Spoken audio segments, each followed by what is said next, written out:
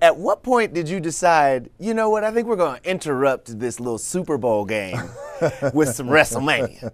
What happened? How did this happen? Man, this has been a long, well, first of all, you know, I love wrestling. Yeah. I love pro wrestling, grew up in pro wrestling, grandfather, dad, uncles, grandmother, cousins, you name it. And wait, did you say grandmother? My grandmother, yeah, man. So my grandmother was one of the first pro wrestling female promoters. And when my grandfather passed away in 1982, she took over the company. Wow. And I always like to say, this is a crazy story. So you know Griselda Blanco, right? Yeah. Okay. My grandmother was essentially that woman of wrestling, just minus the dope and drugs. But still, true story. She will cut you the over violence, yes, man. So my grandmother, so the lineage goes way back for me. Wow. Love wrestling. Of course, I grew up in WWE. My grandfather wrestled for Vince McMahon's dad. My dad wrestled for Vince McMahon, and then I come along and screw everything up. But man, I love this business, and it was also just the opportunity, like, what can we create for the fans that, number one, they've never seen, and can we possibly, and I mean this respectfully, create the biggest WrestleMania match of all time? Speaking of, I feel like maybe you manifested this a little bit. Wasn't it Young Rock? I feel like this was like a situation I was like, hold on a second now. Come on, man. Did this really just happen? Did this really just happen like this? Like, we did manifest for real? that. Yeah, so Roman Reigns, who's my cousin, we, ever since his ascension in WWE, of him becoming like the GOAT, we had talked about, man, wouldn't it be amazing if we could pull this off, you and I coming together and actually wrestle a match? So we put that in Young Rock. And he said, see, the people want it. The people want it. And the people want it. Jeez. Got to give them what the people I was gonna ask, what is it that keeps you coming back to this? Why does this? And now I know. You know, this is like in your blood. This is your this is part of your legacy. It's a connection. Yeah. It's a connection. It's a connection with people, and I love human beings. You know. Yeah. You know, I love interacting as you and I do, but also I love the connection that I have, and I'm lucky to have as a People's Champion with the crowd. Yeah, brother. There's nothing like it, by the way. Ain't nothing like you in the ring, so I totally understand that. Now, these are not paddles. I mean, they are paddles. This is going to be a different kind of interview. Break out the tequila. Exactly. There's only going to be a little spanking. No, I'm just kidding. Okay, so we're not coming. What the fuck? Exactly.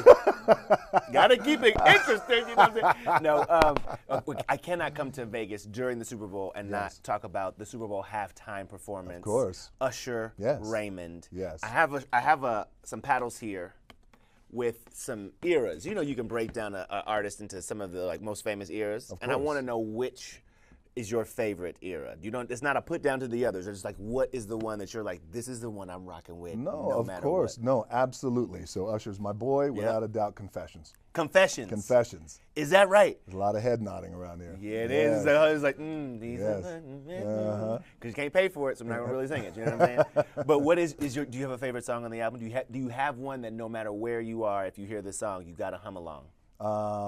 Yeah, the one where he says, it's that line, he opens up the song. I forgot the name of the song, but it's like, what is it? Got it bad. That's it. And you got it bad, and you know that there's that line that I don't know if it made the song, and you got it bad. Right. The Rock is a bad motherfucker. Did that make it? That's my favorite. I heard that version. Usher sent me that version. He did? Yeah. Huh. I don't know if that made You that got it, album. you got it right. Yeah. Right? Rock is a bad motherfucker. Usher, listen, you got to release it, baby. You got to put it out. Yeah. The people want it. The people want it.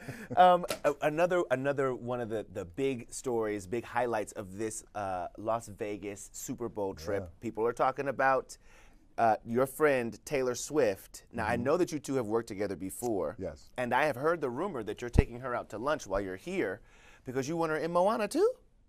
You get all the rumors. That's what I heard. How was that? I was like, that. Now, I would love to see that. Well, you know, we started talking about, is it, you know, what can I say except you're welcome? And then she comes in with her verse. It's all a beautiful thing, but I can't talk about it. Okay, but not yet. Not yet. Not yet. No. But we'll get back to it.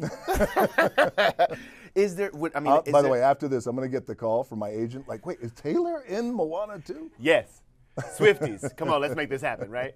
I mean, it's cool to know that this is a story you want to revisit. It is cool to know that this is something that is still very near and dear to you. Do we have an update? Or is there something that you can share? Moana 2? Yeah. I do, brother. Yeah, I got a couple of updates just for you. Okay. All right. Yes. Moana 2 will come out this year. We made the big announcement, which we're really excited about. Yes. And we're also going to be shooting the live action adaptation of Moana this year. And we're excited about it. What? Yeah. The live, the live action situation, so like real people. Yes. Tommy Kail, he's directing. Director of Hamilton, yes. Let's Yeah, go. Lin-Manuel Miranda, back for all the music. It's going to be special. So I think for me, you know, we've talked about this because we were in Hawaii before, you know, when we've done our press before. So in my culture, one of my cultures, I'm half black and half Samoan. And on the Samoan side, the opportunity to tell this kind of story with this kind of beautiful legacy about the empowerment of a young girl and how important that is, to look beyond the reef and how important that is, and to be able to see, actually see Hawaii is going to be incredible. Yeah, and our islands and people of color, man, it's just really going to be a beautiful thing, and we're very, very excited about it. Bruh. So we're building nicely, I think, this really cool Moana in a way, not to get too far ahead of ourselves, but like this, you know, Moana universe. Y'all know what universe means. That's more movies and toys. I know how that goes. Exactly. It's so good to see you, man. Good to see you, brother, Really, as truly. always. Always.